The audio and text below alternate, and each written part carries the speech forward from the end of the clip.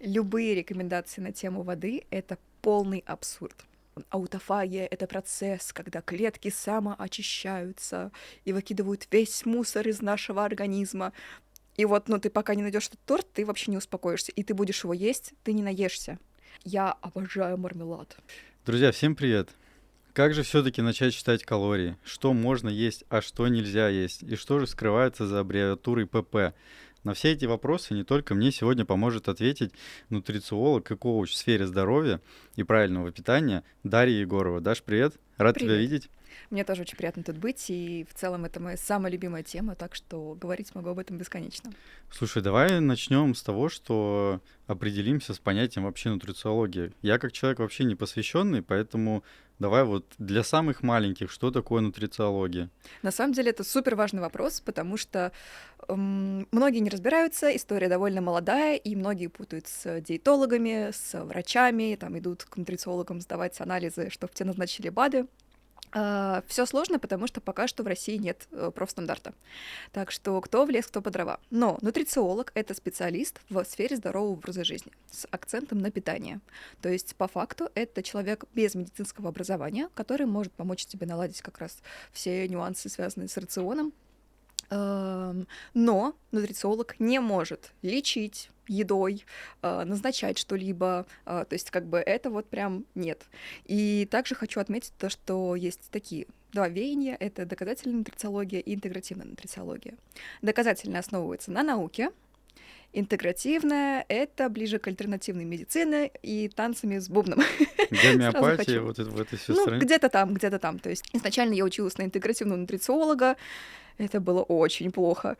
И потому что было модно, то есть как бы мне посоветовали, я пришла, там, вау, как круто, но потом, когда уже стала развиваться в сфере, у меня росло критическое мышление, я поняла, что есть докмед, и стоит все, и действительно как бы эффективность, и что самое главное, безопасность, это как раз-таки там. Поэтому если вы хотите обратиться к нутрициологу, ищите, пожалуйста, доказательного специалиста.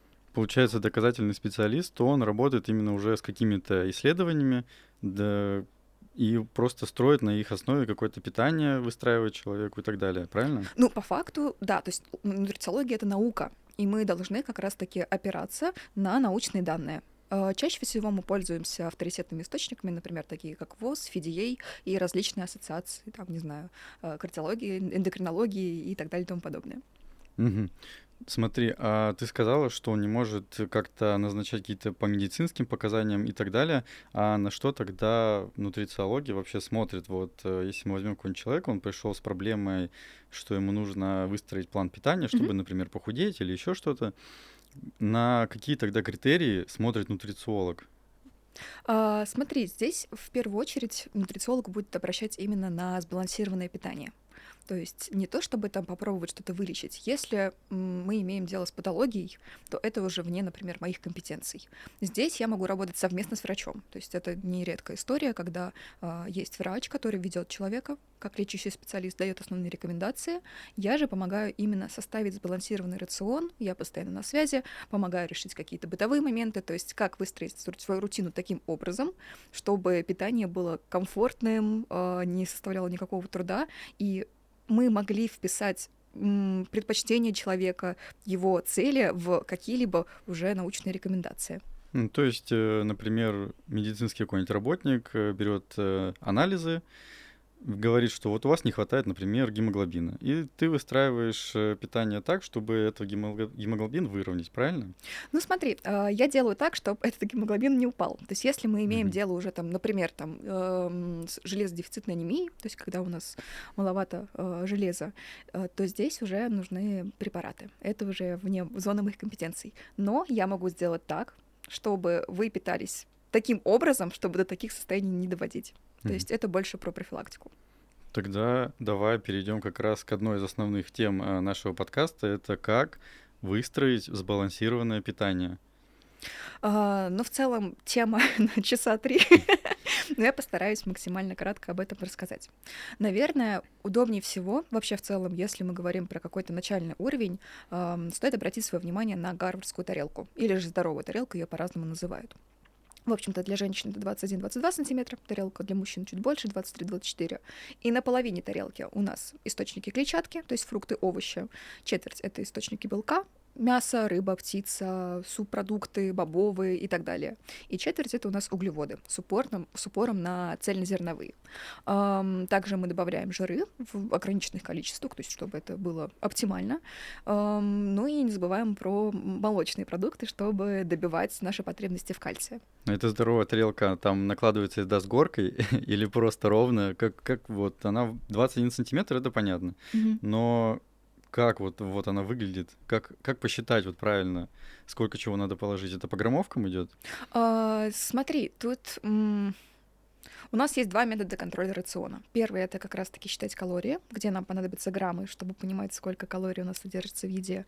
И второй способ — это как раз-таки гарвардская тарелка, где мы можем подключать метод ладони. То есть мы по своей ладошке можем понять примерно, сколько нам нужно. То есть какой у тебя рост примерно? 176. Ну, 176, я 160. То есть у нас потребности в еде, они в целом будут разные. Это, безусловно, зависит от интенсивности нагрузки, там, от образа жизни, еще каких-либо показателей. Но, скорее всего, еды тебе требуется, ну, больше, сильно больше, нежели чем мне. И, то есть, если сравнить, то у меня ладошка там совсем миниатюрная, а у тебя она побольше. То есть мы по ней можем ориентироваться, но, скажем так, сейчас в двух словах не рассказать. То есть это лучше либо загуглить, либо же прийти к специалисту и уже поподробнее об этом поговорить, потому что, мне кажется, сейчас это может быть сложновато воспринимать. Мгм. Получается, вот в эту здоровую тарелку помещается какое-то определенное количество калорий, которое хватит среднему человеку, правильно? Ну смотри, здесь в первую очередь мы обращаем внимание именно на сбалансированность приема пищи. То есть по факту здоровая гарвардская тарелка учитывает наши потребности в тех или иных продуктовых группах. Но что касается калорийности, тут уже немножко другая история, потому что она может очень сильно разниться от продукта к продукту. То есть даже если мы возьмем там обычный кусок сыра, ну, там, не знаю, обычный российский, там, какой-нибудь легкий, они будут иметь совершенно разную калорийность. Так что здесь нужно смотреть по продуктам, сколько конкретно калорий будет на нашей тарелке. Но, М. безусловно, то есть если мы говорим про гарвардскую, там, условно, 2-3 в день, этого должно быть достаточно. Ну, гарвардская тарелка — это для обычного человека с обычными физическими нагрузками, ничего сверхъестественного, просто для такого правильного, сбалансированного питания, По правильно? факту, да. То есть здесь еще есть очень простой показатель. Если вы едите больше, чем тратите, у вас будет расти вес. Мгм. То есть здесь не может быть тоже никаких танцев с бубном. В любом случае, если где-то есть перебор по калориям, вес будет расти. Ну, то есть по-другому просто, ну, как бы даже не обязательно сам вес, это могут быть объемы, это может быть, там, не знаю, заметно в зеркале и так далее. Просто к чему я веду? К тому, что вы увидите какие-то изменения. Если калорий будет недостаточно, во-первых, вы, скорее всего, будете чувствовать голод, во-вторых, вы будете становиться меньше. А если у нас начинается подсчет калорий, вот эта гарская тарелка, она нам ее не хватает или еще что-то, например, человек очень сильно загружен физически, Мгм. в какую нам тогда сторону отклоняться, вот как тогда правильно считать калории? Мы же уже не можем Мгм. прибегнуть к этой тарелке. Что касается именно подсчета калорий, то есть это как отдельный метод контроля рациона, то здесь мы можем, в принципе, воспользоваться любой формулой, то есть там их огромное количество, но, в принципе, смысл один. В любом случае необходимо будет подгонять под себя, потому что посчитать точный коэффициент физической активности это сложно. То есть, например, согласно исследованиям, человек врет на тему своей физической активности примерно на 400-500%, и калорийность пищи он занижает на 200-300%. Ого. Так что в этом есть сложность. То есть в любом случае все нужно будет смотреть на практике. И, например, если есть цель похудеть, и вы там снижаетесь, там создаете дефицит калорий, но вес стоит, это значит, что либо вы неправильно считаете, либо вы не создали дефицит калорий. То есть тут будет только два варианта. И вот тут мы приходим к вопросу, а все-таки нужно ли считать калории? Вот Мгм. обычному человеку в обычной жизни нужно ли их считать, или можно какими-нибудь обычные порции есть и не запариваться на этот счет? Ну, на моей практике я, наверное, практически не знаю людей, для которых оптимально прям всю жизнь считать калории, но это очень классный инструмент. То есть в любом случае развивается насмотренность. Ты плюс-минус понимаешь, что на твоей тарелке лежит. Ам, Это намного комфортнее с точки зрения подсчета, потому что в любом случае даже по гарвардской тарелке где-то что-то можно перебрать, не добрать, ну, тут больше даже перебрать. Опять же, как показывает практика. Поэтому инструмент классный. Если он вам подходит, если вам хочется, почему бы и нет? То есть я очень люблю, например, считать калории. Мне так намного четче можно понять, что вообще в целом на моей тарелке лежит. Но есть альтернатива, есть метод здоровой тарелки, поэтому считать калории не обязательно. Я просто на себя перекладываю вот это вот подсчет калорий. Я сам пробовал, и на второй-третий день я просто устаю это делать и Мгм. забиваю. Как тогда? Есть какой-то, может быть, простой способ это делать? Не гуглить каждый раз, что у тебя там 100 грамм гречки вот Мгм. лежит на тарелке или еще что-то? Тогда в этом нет смысла. То есть, например, там, если ты вобьешь какой-нибудь овощной салат, то он тебе выдаст 1000 вариантов на 1000 разных колоражей. В этом не будет точности. Это самая главная фишка подсчета калорий, то есть точность, она и есть. Если неудобно, то не надо. То есть всегда есть альтернатива. Вообще, в целом, я за то, чтобы ЗОЖ всегда был комфортным.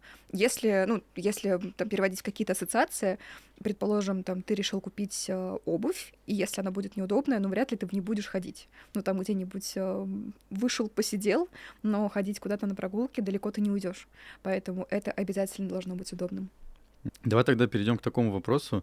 Какие продукты стоит включить в свой рацион, а какие исключить, например, из каких-нибудь неочевидных вещей? Я думаю, всем понятно, что нужно есть овощи, там, пить воду, не знаю, чуть-чуть углеводов, чуть-чуть жиров полезных, естественно, из авокадо, из того же.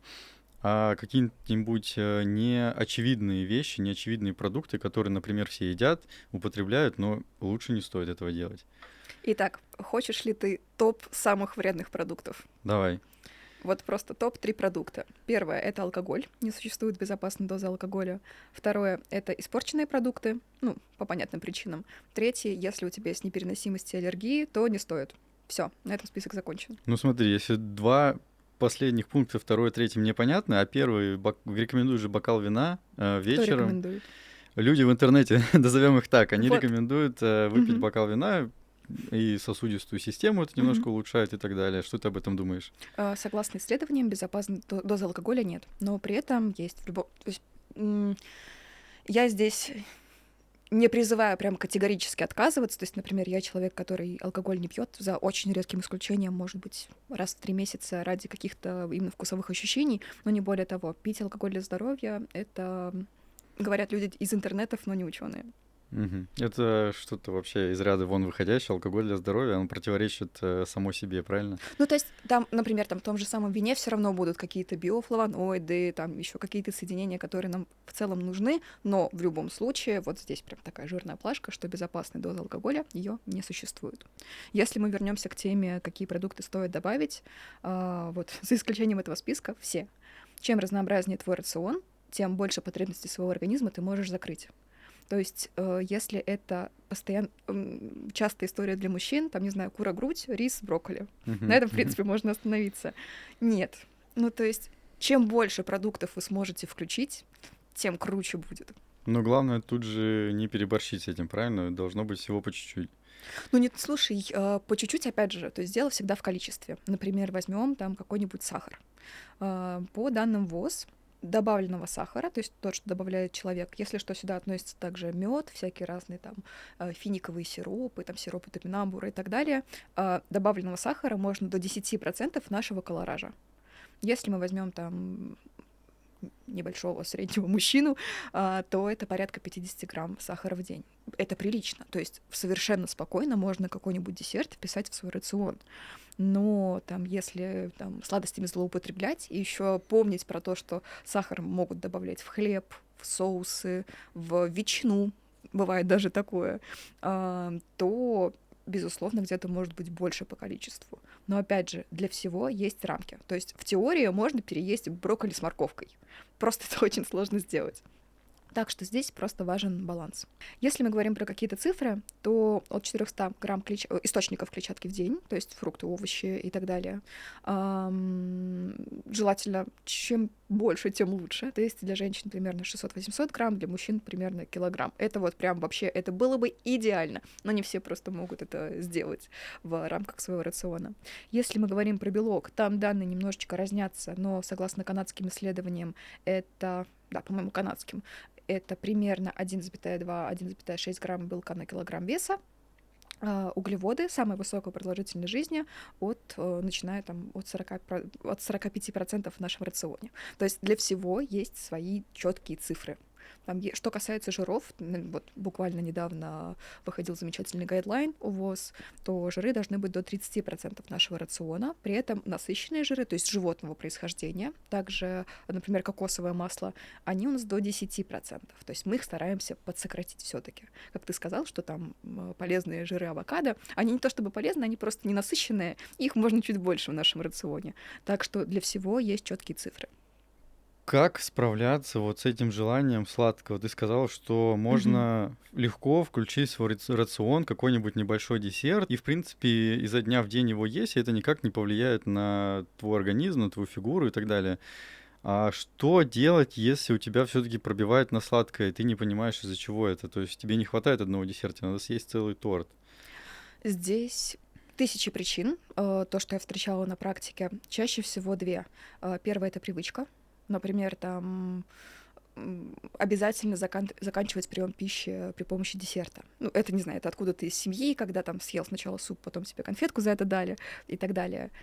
Тут мы работаем с привычкой. То есть здесь больше подключаем именно работу с мышлением, если так можно назвать, и стараемся выстроить рутину так, чтобы все-таки не было такой большой потребности съесть вот это вот сладкое сразу после еды.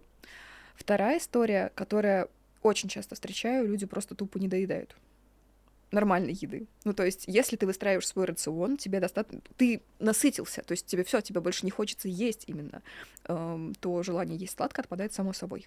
То есть я очень часто такое встречала, что ты просто начинаешь нормально есть, и вот, люди говорят, что что-то как-то и не хочется, как бы все нормально. Поэтому сбалансированный рацион — это тема. Поэтому мы здесь собрались, чтобы это обсудить. О, да. Можно ли заменить, вот ты говоришь, если ты доедаешь, все хорошо, но если человек прям вот он вообще против сладкого, хочет от него напрочь отказаться, но иногда все-таки что-то ему такого сладенького хочется. Можно ли Мгм. это чем-то заменить какими-нибудь продуктами, которые не десерт, а именно что-то, например, какой-то фрукт или еще что-то, Мгм. какие-то такие-то вещи? Ну, здесь, например, если бы ко мне обратился такой человек, то наша бы задача в совместной работе была подобрать те продукты, которые будут удовлетворять эту потребность. Это может быть какой-нибудь фруктовый салат, там, не знаю, там, пудинг с семенами чиа, то есть что-нибудь такое. Здесь это сугубо дело вкуса, так что вот именно если ну, каких-то конкретных рекомендаций на этот счет не существует. Здесь уже сугубо индивидуальная вещь. Я тут, кстати, вспомнила еще один такой момент. Мы же очень часто можем сладкое есть во время стресса. Это нормальная реакция, то есть у нас есть 4 С, которые нам помогают справиться со стрессом. Это секс, сон, сладкое и что еще осталось? И спорт. То есть нам действительно это дарит очень много радости. И здесь тоже очень важный момент, чтобы сладко, как бы разово где-то мы можем заглушить свою грусть сладким, но все-таки стараться сделать так, чтобы это было не единственным источником удовольствия в вашей жизни. То есть, чтобы подключать все-таки еще какие-либо способы для того, чтобы со стрессом справляться. Поэтому, кстати, многие люди, которые стрессуют или у них тревожность, они начинают заедать это все сладким и просто не замечают, как начинают набирать вес из-за этого. Да, безусловно. Ну, то есть, если мы посмотрим на современную пищевую промышленность, то десерты у нас, ударные обычно. Но всегда можно подобрать, опять же, либо количество, либо же что-то менее калорийное. Смотри, а как ты относишься к доставкам еды, Мгм. которые уже за тебя все посчитали, положили нужное количество Мгм. углеводов, нужное количество жиров и так далее? Это вообще рабочая история или нет? Я чаще всего слышала мнение, что это просто тупо невкусно и надоедает. И когда ты готовишь сам, либо же выходишь куда-то в ресторан, там есть все-таки больше места для принятия своего решения, а что не просто за тебя решили. Но опять же, я знаю людей, которым комфортно с этим всем, и окей, хорошо. Так что здесь мы опять же должны подобрать то, что будет максимально комфортно человеку. То есть главное, что, в принципе, это отличная история с доставками, просто главное, чтобы это было вкусно и не надоедало. Да, безусловно, безусловно, это самое главное. Сколько нужно выпивать воды в день Мгм. нормальному человеку? Я вот сейчас про себя расскажу. Я вот, как говорят же, нужно выпивать 3 литра в день. Мгм. Я 3 литра в день не могу выпить. Я пью обычно, когда хочу. Как ты вот про это можешь что-нибудь рассказать? Все-таки надо пить 3 литра воды в день или не надо?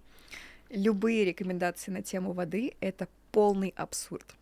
Потому что для того, чтобы посчитать точное количество, сколько необходимо тебе воды, нужно знать твою массу тела, твою нагрузку, то, в каком регионе ты живешь и какая на данный момент погода, твое состояние здоровья и твой рацион от и до. Потому что вода у нас содержится не только в стакане, но и в фруктах, в хлебе, то есть почему он плесневеет. Вода, она повсюду. Поэтому точных значений быть не может. Здесь нам очень важно, точно так же, как с едой, ориентироваться на собственные ощущения. То есть сытость и утоление жажды. Если хочется пить, то самое дело. В данном случае, опять же, вода содержится в чае, в кофе, в других напитках, но упор мы делаем на чистую питьевую воду. Мы можем давать рекомендации, что стоит пить побольше, там, например, в жаркую погоду, когда вы активно тренируетесь, в любом случае вы воду теряете. Но есть такой дополнительный показатель, как мы можем это отслеживать, это цвет мочи. То есть если она ярко-желтая, то, кажется, пора попить. Мгм. То есть, в принципе, моя история с тем, что я захотел попить, я попил, это нормальная история. Она самая лучшая. Самая лучшая, Да, отлично. да. Я спокоен на этот счет. Как справляться с желанием перекусить какие-то вредные продукты? Например, ты идешь в кино, я, например, иду в кино, и у меня есть желание всегда что-то под фильм, что-нибудь Мгм. взять. Чипсы, там, не знаю, какие-нибудь сушеный кальмар, еще что-то, Мгм. запить это все колой или попкорн. Как справиться с этим желанием, вот не есть вот эти вредные вещи? А почему ты их должен не есть? Потому что они вредные. Вред — это понятие очень субъективное. То есть, например, как с алкоголем мы говорили, что там есть какие-то плюсы, есть какие-то минусы. И так вообще со всей едой. То есть всегда дело в количестве. Здесь какие у нас могут быть фишечки? Например, там, я буквально пару дней тому назад с мужем мы ходили на головоломку, я с радостью взяла попкорн, я съела столько, сколько мне необходимо, я не доела его, потому что я уже поняла, что насытилась. Но, опять же, я очень хорошо чувствую свое тело. Здесь у нас, опять же, можно либо отслеживать свои ощущения, либо же выстроить свой рацион, чтобы в общую картинку это вписалось. Это не будет являться вредным продуктом. Вот помним про те 3 вещи, которые я говорила, что только это вредные продукты, все остальное, ну, они нейтральные, это просто еда. И нам очень важно смотреть целую картинку. Но, например, если это домашний просмотр, то мы можем сделать вообще самую идеальную вещь. Мы можем себе сделать разнообразную тарелку, где у нас будет похрустеть там какие-нибудь морковные, сельдереевые палочки, и чипсы, и какие-нибудь не сильно соленые, может быть, домашние сухарики. То есть просто сделать эту тарелку разнообразной. Там те же самые сушеные кальмары, ну там белка-то, мам, не горюй. То есть по факту очень даже хороший перекус, там либо вяленое мясо. Так что, если это оптимально по количеству, то все круто. Еще тоже важная вещь: у еды есть 3 функции. Первая — это энергетическая, то есть она дает нам энергию в виде калорий. Вторая — это пластическая, то есть это белки, жиры, углеводы, витамины, минералы, все, что необходимо для функционирования нашего тела. И третья, очень важная функция — это удовольствие. То есть природа нас задумала так, что то, что нам помогает выживать, мы от этого будем получать удовольствие. Поэтому не стоит об этом забывать. Не надо себе как бы из своего рациона делать просто там какую-нибудь сухую гречу с той же самой там отварным куриным филе. Так долго не протянешь. Скорее всего, где-то произойдет взрыв, где будет и попкорн, и фастфуд, и все на свете. Поэтому это имеет место быть.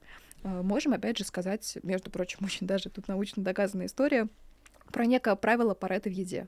80% это сбалансированный обычный рацион, 20% это плюшки, которые тебе будут нравиться. Ну, плюшки в переносном смысле, понятное дело. Поэтому это может быть в вашем рационе. Совершенно спокойно. Вспомнилась фраза одного известного блогера: «Кушайте много, кушайте вкусно». Да, да. Я думаю, что здесь ее можно прям вставить. У меня еще такой личный вопрос. Я довольно много путешествую, и бывает, что я каждый месяц не то что город могу поменять, а могу поменять Мгм. страну. То есть это абсолютно разная еда, разные продукты, ну, за исключением каких-то базовых вещей, там, овощей, там, крупы и так далее. Как при таком ритме жизни можно составить правильно сбалансированное питание? Еще нужно учитывать, что иногда ты просто живешь в самолетах, даже бывает такое. Мгм. Да, тут у нас возникают некоторые сложности, потому что все таки дома у нас чуть больше возможностей для того, чтобы свой рацион сделать более сбалансированным, но здесь мы можем идти на некоторые хитрости. То есть там даже зайти купить с собой какое-нибудь условное яблоко на самолет, хотя в целом-то там, ну, питание неплохое дают. Нам здесь необходимо просто найти выход из ситуации, чтобы у нас получалась вот эта вот условная гарвардская тарелка. Да, временами могут возникнуть с этим сложности, вообще не спорю. Но там даже в условном Макдональдсе можно найти вот эти вот там яблочные либо же морковные дольки и в том числе включить их в свой рацион. Поэтому еды не стоит бояться, просто где-то можно проявить смекалку. У меня был очень интересный кейс, у меня одна клиентка, она организатор мероприятий, у нее сумасшедший темп работы, особенно в сезон. И, например, там есть по 7 часов зумов в день, когда ты просто не можешь ни на секунду отлучиться. И как-то есть при всех, ну, не очень. Мы придумали историю, что она заранее себе готовила всякие разные крем-супы, довольно такие плотные по калорийности и довольно сбалансированные, и наливала в кружку. И то есть во время зуба она как раз пила либо там протеиновый смузи, либо же суп. То есть всегда можно найти какой-либо выход, так, чтобы вам было удобно. В разных странах, да, действительно могут быть сложности. Но опять же, в этом и преимущество. Можно расширить свои горизонты с точки зрения еды. Пробовать новые блюда, новые продукты, новые сочетания. И, возможно, что-то забирать даже в свою копилочку. Мы, кстати, все это время говорим про то, что мы, наоборот, едим что-то, и что или неправильно, или правильно, или переедаем. Но что насчет голодания? Это такая тема, которую я лично никогда не пробовал и, в принципе, не очень понимаю. Это действительно очищает организм, как-то способствует нормализации чего-то. Что ты думаешь про голодание? Ой, это просто вообще испанский стыд, потому что вообще в целом адепты голодания, они какую штуку предлагают. Они говорят, что вот таким образом наш кишечник, там, не знаю, печень, они очистятся, они так это делают. Наш организм работает 24/7, им не нужна какая-то дополнительная помощь. Ну и, конечно же, их самый главный аргумент — начнется аутофагия. Это что такое? Это такое магическое название. Наверняка, если ты услышишь где-нибудь в рекламе, то что аутофагия — это процесс, когда клетки самоочищаются и выкидывают весь мусор из нашего организма. Ну, то есть наверняка там, когда услышишь, такой: о, как круто! То есть я могу сделать что-то, что очистит мой организм.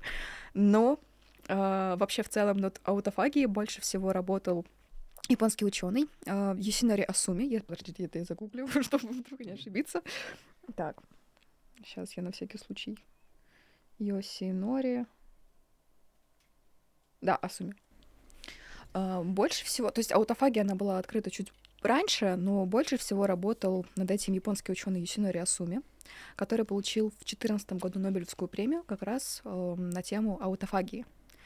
И все просто как взялись за этот заголовок и начали его использовать в своих целях. Даже была в Москве конференция, вы можете найти это видео на YouTube, где они пригласили Юсинори Асуми, чтобы и стали как раз обычные обыватели, то есть не просто это какая-то научная конференция. Обыватели спрашивали, а как нужно правильно голодать, чтобы включилась аутофагия? И он, слушай, переводчик, он не знал, что сказать. И он сказал, что, слушайте, я делала свое открытие, основываясь на дрожжах. Я ничего общего к диетологии не имею, и я не могу вам выдавать советы по питанию. И тут важно, если вдруг вы слышите что-либо о голодании, просто сказать, как бы, это на дрожжах, а что на человеке. То есть человеку голодание не нужно совершенно. У нас там могут быть какие-то критичные состояния по здоровью, но, опять же, это вот, пожалуйста, к врачам, это вот там, но именно санатории, голодание там, чтобы похудеть и прочее, ну, просто вы тупо не удовлетворяете потребности своего организма. То есть у нас есть RDA, дневная норма всего, чего, что нам нужно получить. Вы просто тупо не удовлетворяете то, что необходимо нашему телу. Все. Не более того. Ну Нет и, в этом никакой магии. ну и во время голодания же организм переходит в такой стресс-эффект, получается. Конечно, Получает конечно, да. стресс, и от этого даже наоборот может набрать больше веса, потому что запасает все свои жиры и так далее. Слушай, ну здесь даже не то, что запасает, наша психика потом пытается компенсировать. То есть если вдруг настала голодовка, то сейчас нужно будет кидаться за всей едой, чтобы максимально в себя там набить калорий, хоть какого-то запаса, чтобы, раз уж такие ужасные условия, чтобы потом выжить. Поэтому могут быть очень сильные срывы после голоданий. В этом нет смысла, это только стресс для нашего организма. Это когда ты весь день на работе, у тебя постоянно созвоны, ты не можешь поесть, и вечером ты приходишь в какой-нибудь ресторан, заказываешь кучу еды и понимаешь, что ты только половину можешь съесть из этого. Тебе просто психологически надо много еды, много всего Да-да-да, поесть. либо там пришел голодный в супермаркет, хотя там хотел купить хлеб, и там корзина на 5000 рублей, условно говоря. Да, вот, между прочим, очень классная штука ты сейчас привел. Всевозможные вечерние объедаловки, они очень легко решаются, если ты добавишь обед, либо же завтрак. То есть если ты поешь в течение дня, и потом у тебя будет там какой-то оптимальный прием пищи. Поэтому да, нам важно слышать свои сигналы, точно так же, как с жаждой, что «Мгм, и сейчас я голоден, и мне надо поесть», и удовлетворить эту потребность. Другое дело различать эмоциональный физиологический голод. Такие очень две разные вещи. Что такое физиологический, что такое психологический голод? Ну смотри, физиологический голод, его очень легко отличить. Там у нас будут такие сигналы тела, как неприятные ощущения в ЖКТ, головокружение, раздражительность, очень многих повышается. И ты наверняка чувствовал голод хотя бы раз в жизни и понимал то, что сейчас я хочу поесть. Это вот оно. Тут еще очень важный момент, что нам в целом просто хочется поесть. И если мы поели, мы удовлетворили свою потребность, все в порядке. А вот с эмоциональным голодом тут немножко другая история. У нас не будет всех тех сигналов тела, которые я описала, но будет очень четкое желание съесть какой-нибудь зеленый торт со взбитыми сливками. И вот, ты пока не найдешь этот торт, ты вообще не успокоишься, и ты будешь его есть, ты не наешься. Потому что потребность здесь в другом. Потребность справиться со своей эмоцией, а не то, чтобы насытиться. Поэтому тут мы можем довольно четко эти два вида голода как раз различать. Это может быть еда от скуки, еда от стресса. Наверное, такие самые частые причины перечислила. Очень многие на этом попались в ковид. Когда все засели дома, холодильник близко, и там, ой, схожу, съем бутербродик, либо, ой, там, конфетку вытащу из своих заначек и так далее. То есть, на самом деле, за 2020 год прям много кто в весе набрал. У меня нет статистики, на которую я могу опираться, но вот то, что я слышу по клиентам, очень многие отмечают, что в 2020 году произошел рост веса. Ну, кстати, да, я на себе заметил, что когда ты занят каким-то делом, у тебя просто отключается потребность есть, и ты просто можешь весь день работать над какой-то интересной задачей, и только в конце потом дня такой: о, блин, я ж не ел целый день, я ж Мгм. без обеда даже был. Но здесь уже дело приоритетов. То есть в любом случае очень важно задавать себе вопрос, а как я себя сейчас чувствую. И таким образом в целом контролировать сигналы твоего тела. Какие самые распространенные мифы ты встречала в своей практике, что вот пришел к тебе какой-нибудь клиент, рассказал свою историю, и ты такая: о, господи, почему так люди думают? Ой, я с этим постоянно сталкиваюсь в интернетах. Это вообще просто кошмар какой-то, что у людей в голове. То есть этих мифов, их огромное количество. Если что, есть прям отдельная книга у Александра Бурлакова, врача-диетолога, которая называется «В гармонии с едой», и он очень четко там все эти мифы разбирает, то есть можно прям отдельно ее почитать. Но, наверное, то, что я бы вынесла в отдельные пункты, это первое, что ЗОЖ — это сложно, дорого, там, не знаю, долго и так далее. То есть, как я уже сказала, мы все можем подобрать под свой образ жизни, под свои предпочтения. Это супер важно. Так что нет, это нормально для любого графика и для любого кошелька. Любой человек может заниматься своим здоровьем. Ну и в том числе тоже вот важный момент, что адекватный ЗОЖ, он, например, не такой дорогой, как кажется. То есть по факту это просто сбалансированное питание, там, не знаю, движение — это бесплатно. Сходить прогуляться — это бесплатно. Поспать — это бесплатно, опять же. Но вот закупить кучу бесполезных БАДов, то есть не те приоритеты. Вот, наверное, отсюда вытекает следующий миф, что нам в современном мире обязательно нужно пить какие-то модные таблеточки. То есть все же фоткаются, как у них на ладошке там куча всего разложено. Это так все красиво выглядит, и тоже хочется, но вообще в целом намного надежнее будет, если вы будете все свои потребности организма удовлетворять из еды. То есть БАДы — это просто добавка, она где-то может помочь, но не более того. И плюсом, важный момент, большое различие между формой и БАДами. То есть все-таки лекарства, они под очень жестким контролем. То есть там прям четкий мониторинг с предоставлением клинических испытаний и так далее и тому подобное. БАДы нет. То есть там по факту может оказаться все что угодно. FDA это ассоциация, которая занимается пищевой промышленностью, они постоянно находят БАДы. То есть, например, очень популярная тема в какие-нибудь БАДы для мужчин, которые там нужны для потенции, какой-нибудь еще нам называется условный там черный Кинг-Конг, ну просто там было что-то похожее. Там постоянно находят что-то типа Виагры и других препаратов, которые могут быть опасны для сердечно-сосудистой системы. Там, не знаю, в индийских БАДах часто можно найти какие-нибудь тяжелые металлы. То есть это не самая безопасная штука.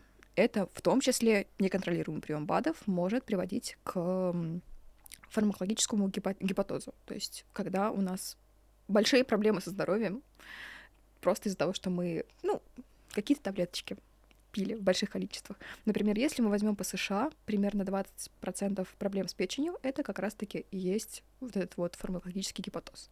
То есть это прям очень грустно, а по потреблению Россия не так далеко ушла от Штатов в этом Это, плане. это происходит из-за того, что организм получает больше витаминов, чем ему нужно. Нет. Дело в том, что мы не знаем, что там лежит в этой баночке. То есть там может быть все что угодно. И в том числе дозировка может быть как слишком высокая, так и слишком низкая. То есть не обязательно, что ты получишь какой-то прям обещанный эффект. Намного надежнее получить это из пищи. Также отдельный нюанс, что у нас в еде порядка 9000 химических соединений. Ты ни в жизни не сможешь купить столько баночек, чтобы все вот это вот как раз учесть. И, это прям супер важный момент. Я даже как-то читала на примере скумбрии и тех витаминов, которые там содержатся, витаминов, минералов, разница в деньгах получилась в 6000 раз. Нифига себе. То есть мы можем намного больше получить из еды, и нам нужно получать это из еды. Безусловно, у нас бывает состояние, когда там есть слишком большое потребление, например, там беременные, либо кормящие, либо же там ты спортсмен, либо ты не можешь есть какие-то определенные продукты. Да, в таких случаях мы можем прибегать, но если ты можешь добрать это из еды, бери это из еды. Это будет намного лучше для тебя самого. Я вот, например, пью с утра Мгм. омегу-3, вот этот насыщенные наши жиры, Мгм. магний и какие-то просто мультивитамины. Это вот мой стандартный набор, который я пью, в принципе, наверное, 3 месяца, Мгм. потом делаю небольшой перерыв и пью опять. Это нормальная история или все-таки или лучше все-таки не стоит? Смотри, ключевой вопрос: зачем? Не знаю, просто потому что я занимаюсь спортом, очень активно тренируюсь, и мне кажется, что это поможет мне, моему организму просто восстановиться после тренировок. Самое лучшее восстановление после тренировок — это хороший сон. Это вот прям самое лучшее, что может быть. И, например, там, если мы возьмем омегу, то именно в БАДах она довольно сильно окисляется. И опять же, мы можем не получить просто то, что написано в баночках. У нас есть рекомендация от ВОЗ и FDA. Есть 2 порции рыбы в неделю, минимум одна из которых — это красная жирная рыба.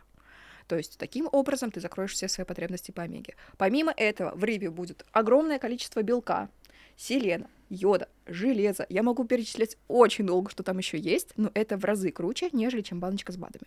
Магний из еды тоже довольно просто добрать. То есть нужно просто сбалансированно питаться, не более того. И мультивитамины — отдельная история, потому что у нас есть в витаминах, в минералах в первую очередь синергисты и протагонисты. То есть синергисты, они берутся за ручку и такие типа: ей, мы легко пройдем там дальше, мы легко усвоимся, будет все круто. А есть протагонисты, которые друг другу будут сильно мешать. То есть, например, когда ты принимаешь препараты железа, то не рекомендуют это делать совместно с кофе, либо же кальциесодержащими продуктами, например, молочка. Просто потому, что они друг другу могут помешать. И в мультивитаминах как раз-таки такая история и есть, что туда напихивают вообще всего, и не факт вообще, что хоть что-либо усвоится. То есть в еде немножко другая история. Для того, чтобы учесть всех синергистов-протагонистов, но это с ума сойдешь. Поэтому мы можем просто есть и спокойно. Таким образом мы будем все равно добирать все необходимое. То есть это, опять же, научно доказано, это прописано, например, в американских рекомендациях, в рекомендации для американцев 2025. Они там просто пересматриваются каждые 5 лет. Но именно в формате БАДов, типа, зачем, если есть еда? Ты вот говоришь, омегу можно заменить рыбой 2 раза в неделю, и тут мы возвращаемся к вопросу, что омега баночка стоит там, 1000 рублей на месяц. А вот рыба не будет стоить 1000 рублей на месяц. Что тогда Камон. делать? Рыба, во-первых, омега, подожди, это не 1000 рублей, насколько я знаю. Ща, погоди. Я даже специально загуглю. Омега-3 купить. TX. Омега-3. Ну, я просто, если еще особенно какую-нибудь солгаровскую брать, она там вообще... Итак, смотрим. Омега-3. 1450 миллиграмм, 60 штук, 3800. 180 штук, 5000. Ну, то есть это еще, ну, как бы важно учитывать. Скумбрия, давай смотрим килограмм. Ну, здесь еще важно, блин, у меня просто отдельно прям были эти расчеты, и омега в капсулах выходит намного дороже. Особенно с учетом того, что не факт, что ты получишь столько, сколько нужно. Ну, мы, наверное, Скумбрия. сейчас про разную рыбу просто говорили. Я говорил про какую-нибудь форель. Ну, это дорого. Да. Это дорого, она классная, но она дорогая. Но опять же, есть в целом-то, например, там замороженная, она там чуть подешевле. Не обязательно каждый раз есть форель. У нас есть скумбрия, у нас есть сельдь, например. Ну, тунец там не так много омеги. То есть, как бы здесь именно лучше жирную рыбу смотреть. Но опять же, какую-нибудь селедку купить, тем более, что многие любят. Но это копейки. Там белая рыба, там тот же самый минтай, он стоит дешевле, чем курица. И в минтае будет столько же омеги, сколько Не, ну форели? в минтае намного меньше, это белая рыба, как я уже сказала. Но опять же, в скумбрии больше. И, Мгм. кстати, скумбрия, там почти дневная норма витамина D. Так что, Так, ну я пересмотрю свой рацион насчет рыбы. если что, обращайся, подскажу. Хорошо. Какие советы ты можешь дать людям, которые только сейчас начинают правильно Мгм. питаться, хотят начать правильно питаться? С чего им начать? Какие вот такие 3 кита, базовые вещи, с которых стоит начинать? Первое. Ешьте, пожалуйста, больше овощей. Потому что по статистике средний европеец потребляет порядка 230 миллиграмм источников клетчатки против минимум 400. Ну, то есть прям все поголовно мало едят овощи. Все знают, что нужно двигаться, все знают, что нужно есть овощи, но никто это не делает. Обычно просто людям это неудобно, либо они не нашли необходимые варианты. Но вот реально, просто обратите, пожалуйста, на это внимание. Также клетчатка у нас содержится в цельнозерновых крупах, в орехах, в грибах какое-то количество есть, и в бобовых. В бобовых прям очень много, и бобовые — это прям отличное дополнение для вашего рациона.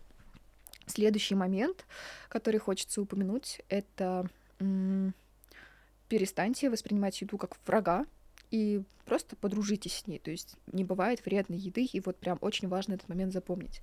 Потому что начинается, что, блин, сейчас я куплю пачку чипсов, они такие вредные, но их так хочется. Вот это вот торговля с собой, когда ты сидишь и виновата просто все это ешь, пытаешься заесть стресс от того, что ты ешь чипсы, условно говоря. Так что еда — это друг, и это круто. Следующий шаг — это, ну, гарвардская тарелка. Наверное, это самый простой метод. То есть вы картинку легко найдете в интернете и просто стараться питаться по как раз этой концепции. Ну и в том числе, наверное, один из таких шагов — попробуйте поизучать продукты, которые вы едите. Например, посмотрите на калорийность, то есть на белки, жиры, углеводы. Приведу пример. Я обожаю мармелад. Это просто мой криптонит, мармелад. Это вообще тема. Но в какой-то момент, ну, вроде бы там небольшая пачка, там 90 граммов, ну, то есть даже не 100. Я переворачиваю пачку и понимаю, что там 72 грамма углеводов на 100 грамм продукта. Мгм. И почти все это сахар. Я когда на это посмотрела, такая, чего? Серьезно, что ли? То есть, например, это не совсем вписывается в рамки здорового рациона для меня по моим количествам, потому что там больше 10% колоража. Поэтому мармеладки я там стараюсь либо растянуть, либо же, ну, съесть пачку, забить и такая, типа, ну ладно, в целом-то и сахара мало потребляю в обычной жизни. Так что просто можно пообращать на это внимание, потому что где-то будут продукты прям сильно калорийные. И, например, здесь мы либо их сокращаем, либо едим очень редко, либо же стараемся найти альтернативу. То есть, например, брать майонез не обычный, а легкий. По вкусу они не сильно отличаются. Там, если берем сметану, то вот там не 20%, а 10%, предположим. Так что есть огромное количество альтернатив, которые мы можем, при помощи которых будет просто проще вписывать продукты в наш рацион. Так что, наверное, это такие самые главные шаги, которые могут быть. Ну и дальше можно уже там чуть усложнять. Там, например, там 2 порции рыбы в неделю, там потребление сахара выровнять. Ну, много кто перебирает по этому количеству. И да, кстати, соль.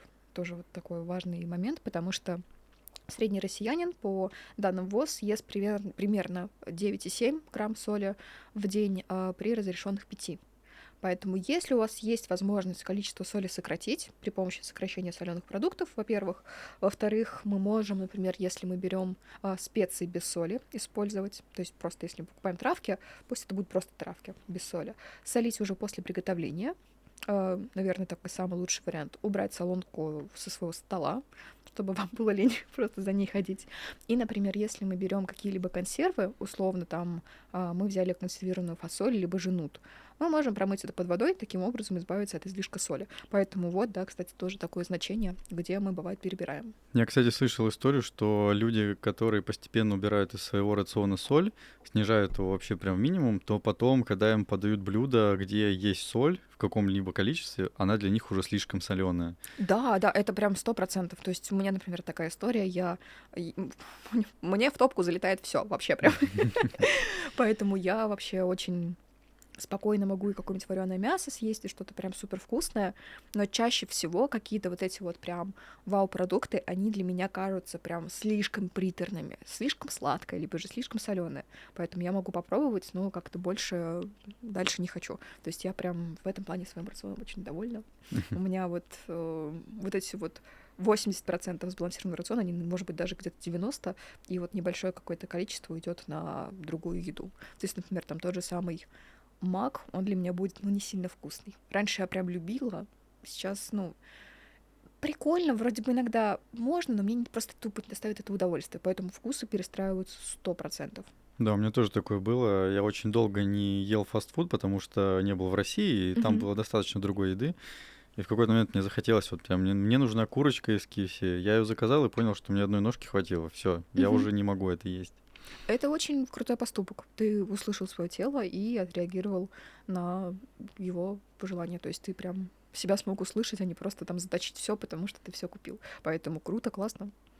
Мы уже разговаривали про мифы, а какие именно ошибки могут совершить люди на начальном этапе? А, Пытаться худеть при помощи диет. Это первое. То есть обычного дефицита достаточно. Как я говорила в начале, если вы создаете дефицит калорий, при этом вы хорошо двигаетесь, вы будете худеть в любых обстоятельствах. В этом не будут виноваты ни гормоны, ни то, что вы там сладкое съели на ночь, например. То есть это все бред полнейший. То есть худеть при помощи диет, при помощи каких-то авторских методик такая довольно большая ошибка. Просто сбалансированное питание, но с дефицитом. Все. Тоже вот такой момент сказала. Верить, что есть какая-то авторская методика, которая решает все. Например, там пить стакан с лимона, пить стакан воды, когда ты пробудился, еще лимон с чем-нибудь еще. Либо же там кто-нибудь придумал, что кто-нибудь придумал это из одного интервью очень известного, что можно похудеть, если есть, по-моему, 2 желтка на ночь, этих куриных желтка, что-то такое. То есть это такой бред сивой кобылы. Это вообще ничем не подкреплено научно. Прям вот вообще ничем. Поэтому никакие авторские методики не работают. Я даже не знаю, хорошо это или плохо. Люди в них очень охотно верят, но нет, пожалуйста, вот у нас есть авторитетные организации, у нас есть очень четкие правила, которые просты для соблюдения. Там даже нет никаких ограничений, то есть реально можно есть все, круто же, но вот многие стремятся с авторскими методиками, поэтому нет, они не работают. Ну и давай напоследок, какой один совет ты можешь дать нашим слушателям и зрителям? Я бы, наверное, сказала, проявляйте интерес. То есть очень заезженная, очень избитая фраза, но результат там, где фокус. Если вы просто начнете уделять внимание своему рациону, это уже будет очень большим шагом. То есть если вы просто можете проявить инициативу для того, чтобы начать готовить дома и не сильно запариваться, начать исследовать новые блюда, стараться включать в свой рацион, там, например, больше овощей тех же самых, это уже будет очень круто. Поэтому пищевой интерес — это просто must-have. То есть я знаю тысячи вариантов, тысячи лайфхаков, то есть у меня довольно большой опыт работы с людьми, и каждый может подстроить научные рекомендации под себя. Просто сделайте то, как хотите вы, основываясь на каких-то данных, которые могут предоставить нам ученые. Поэтому, наверное, мой главный совет — это просто проявить интерес к этой сфере. И это очень хорошо на вас отразится. Мы можем не видеть какой-то краткосрочной выгоды, типа, что вот все, я там перешел на сбалансированное питание, я теперь такой активный, я теперь просто идеально выгляжу. Обычно это нужно время. Но в любом случае какие-то такие моменты нам незаметные по типу снижения рисков заболеваний. Например, там, если вы находитесь в здоровом весе, вы уже очень много чего сделали для своего здоровья. Если вы употребляете все необходимое, вы уже очень много сделали для своего здоровья. Поэтому мы можем какие-то моменты не замечать, но это очень круто на вас будет отражаться. Так что вот, да. Даш, спасибо тебе, что поделилась своими знаниями с нашими зрителями. Спасибо, что пришла. Мне было очень приятно пообщаться на любимую тему, тем более такую важную. Друзья, спасибо, что досмотрели до конца. Пожалуйста, подписывайтесь на канал, чтобы не пропустить новые выпуски, и не забывайте ставить лайки. А мы с вами опять увидимся через пару недель. Всем спасибо.